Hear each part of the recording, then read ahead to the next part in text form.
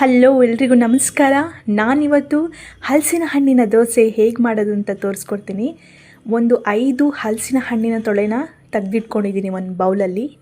ಹಾಗೆ ಒಂದು ಪ್ಲೇಟಲ್ಲಿ 4ರಿಂದ 5 ಅವರ್ ನೆನೆಸಿಟ್ಟಂಥ ಅಕ್ಕಿನ ಬಸಿದು ಪ್ಲೇಟಲ್ಲಿ ಹಾಕಿದ್ದೀನಿ. ಹಾಗೆ ಉಪ್ಪನ್ನು ತಗೊಂಡಿದ್ದೀನಿ. ಈಗ ಒಂದು ಮಿಕ್ಸಿ ಜಾರಲ್ಲಿ ಹಣ್ಣನ್ನ ರುಬ್ಕೊಳ್ಳೋಣ. ಸ್ವಲ್ಪ ಹಲಸಿನ ಹಣ್ಣು ಇನ್ನೂ ಹಣ್ಣಾಗಿದ್ದರೆ ಇನ್ನೂ ರುಚಿ ಕೊಡುತ್ತೆ, ಬಟ್ ಪರವಾಗಿಲ್ಲ. ಬಟ್ ನೋಡಿ ಫ್ರೆಂಡ್ಸ್, ಯಾವುದೇ ಕಾರಣಕ್ಕೂ ಹಲಸಿನ ಹಣ್ಣನ್ನು ರುಬ್ಬುವಾಗ ನೀರನ್ನು ಹಾಕಬೇಡಿ. ನೀರನ್ನು ಹಾಕದೆ ಹಾಗೆ ನುಣ್ಣಗೆ ರುಬ್ಕೊಳ್ಳಿ. ಸೊ ನಾನಿಲ್ಲಿ 5ರಿಂದ 6 ತೊಗೊಂಡಿದ್ದೀನಿ. ಇಬ್ಬರಿಗೆ ಆಗೋವಷ್ಟು ಹಾಕಿದ್ದೀನಿ. ಸ್ವಲ್ಪ ಸ್ವೀಟ್ ಜಾಸ್ತಿ ತಿನ್ನೋರು ಇನ್ನೊಂದು ಸ್ವಲ್ಪ ಹಾಕೋಬೋದು. ಒಂದು ಮಿಕ್ಸಿ ಜಾರಲ್ಲಿ ಸಣ್ಣಕ್ಕೆ ಪೇಸ್ಟ್ ಮಾಡ್ಕೊತಿದ್ದೀನಿ. ನೋಡಿ, ಈ ಥಿಕ್ನೆಸ್ಸಲ್ಲಿ ಇರಬೇಕು. ತುಂಬ ಸಾಫ್ಟಾಗಿ ಚೆನ್ನಾಗಿ ರುಬ್ಬಿದೆ.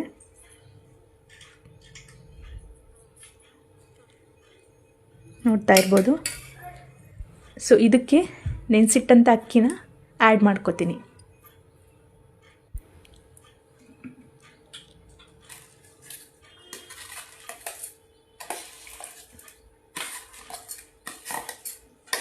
ಇನ್ನೊಂದು ಸಲ ಹೇಳ್ತಿದ್ದೀನಿ, ಯಾವುದೇ ಕಾರಣಕ್ಕೂ ನೀರನ್ನು ಹಾಕಬೇಡಿ.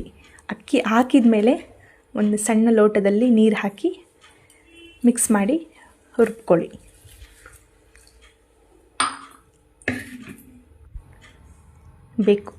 ಬೇಕು ಅಂದರೆ ಇನ್ನೊಂದು ಸ್ವಲ್ಪ ಆ್ಯಡ್ ಮಾಡ್ತೀನಿ. ಸೊ ಈಗ ಅಕ್ಕಿ ಮತ್ತು ಹಲಸಿನ ಹಣ್ಣು ಎರಡನ್ನು ಪೇಸ್ಟ್ ಮಾಡಿ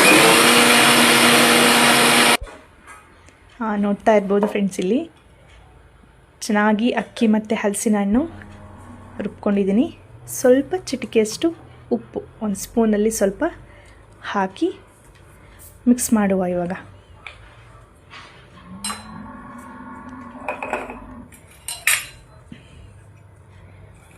ಏನಂದರೆ ಅಕ್ಕಿ ಮತ್ತು ಹಲಸಿನ ಹಣ್ಣು ಮಿಕ್ಸ್ ಮಾಡೋದ್ರಿಂದ ಒಂದು ಸ್ವಲ್ಪ ಥಿಕ್ನೆಸ್ ಬರ್ತಿದೆ. ಬೇಕು ಅಂದರೆ ಇನ್ನೂ ಸ್ವಲ್ಪ ನೀರನ್ನ ಆ್ಯಡ್ ಮಾಡ್ಕೊಳ್ಳಿ. ನೋಡಿ, ಈ ಕನ್ಸಿಸ್ಟೆನ್ಸಿಲಿ ಇದ್ದರೆ ಸಾಕಾಗುತ್ತೆ. ಸೊ ತವ ಕಾದಿದೆ, ದೋಸೆ ಹಾಕಿದ್ದೀನಿ. ಬೇಕು ಅಂದರೆ ಸ್ವಲ್ಪ ಆಯಿಲ್ ಮಿಕ್ಸ್ ಮಾಡ್ಕೊಳ್ಳಿ. ಬೇಡ ಅಂದರೆ ಪರವಾಗಿಲ್ಲ, ವಿತೌಟ್ ಆಯಿಲ್ ಕೂಡ ದೋಸೆ ತುಂಬ ರುಚಿಯಾಗಿರುತ್ತೆ.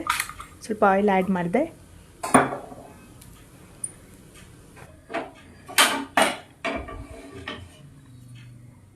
ಈಗ ಒಂದು ಪ್ಲೇಟಿಗೆ ಹಾಕಿ ಸರ್ವ್ ಮಾಡೋಣ.